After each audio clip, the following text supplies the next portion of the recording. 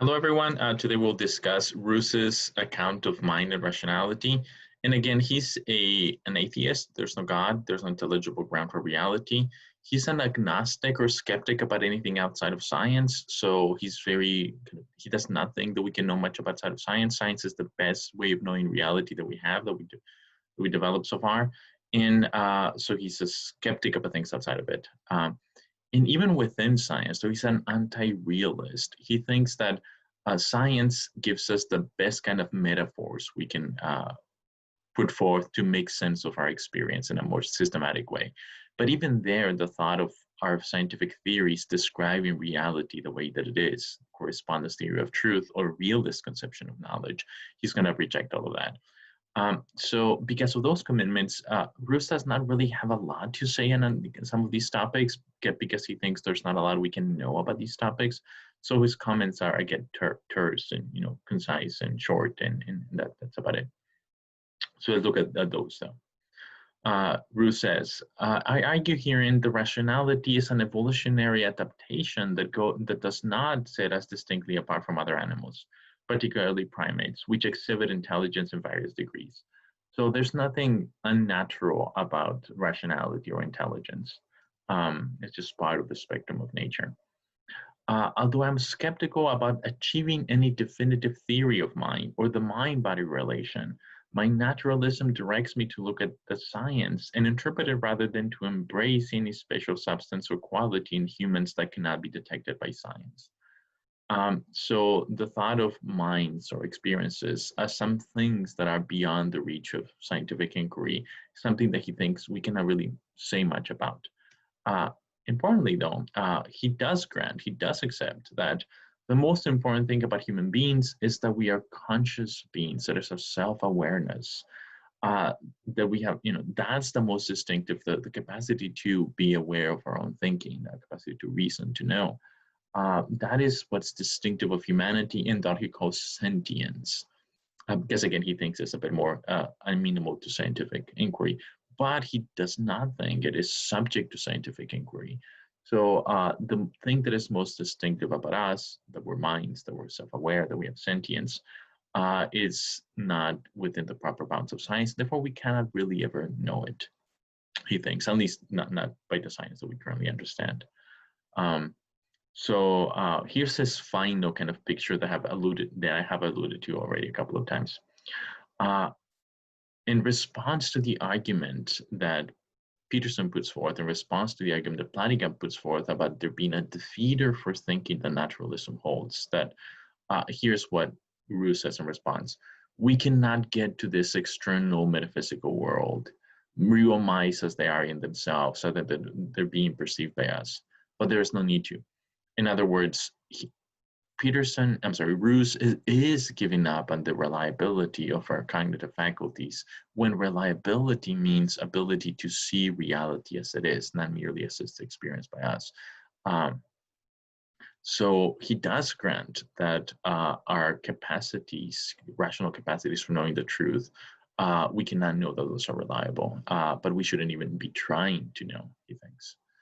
Peterson counters that God underwrites the general reliability of our rational powers, right? That's how Peterson, like Descartes, it's able to connect our rational capacities with the mind-independent world. Such moves are typically tied to a correspondence theory of truth. What is true is what corresponds to the external world. And again, here's this picture, the picture of a window. And it's a metaphor. It's a metaphor for the very discussion at hand. So think of yourself, the viewer of the window, as the mind. Think of the window as the experience that represents something. What does it represent? Well, in this case, the thing that you see through the window. The lake or ocean, whatever this is, the mountains, the sky, the trees, there is experiences and representation of this thing on the other side of the window. That is not the experience, right?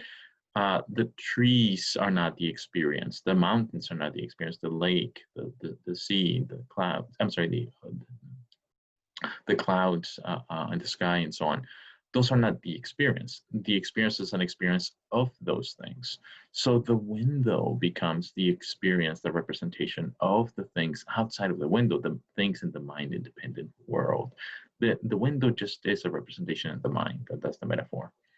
To be a proponent of a correspondence theory of truth or a realist interpretation of science is to think that our experiences are suitably regimented by scientific inquiry and experimentations and theory and so on, but our scientific discoveries and our experiences and so on, they do represent the way the world is, or at least they approximate. So we can move from our best scientific theories, the representations or experiences about things outside. We can move, we can make them move, claims the correspondence theory of truth. That's the whole point of the inquiry, to investigate and understand the way the world is, the way that the world outside of the window looks like. And when all goes well, when the experience is veridical, when the theory is adequate, the theory or the experience, the representation, the window does give you what it's outside of the window, the mind-independent world. It is that conception of rationality, one in which our beliefs, the window, matches onto, at least roughly or mostly, the thing that is on the other side of the window, mind-independent world. That's what Peterson is after. That's the thing that God helps secure. That's the thing that objectivist or realist science is after. And that is exactly the thing that Ruse gives up on.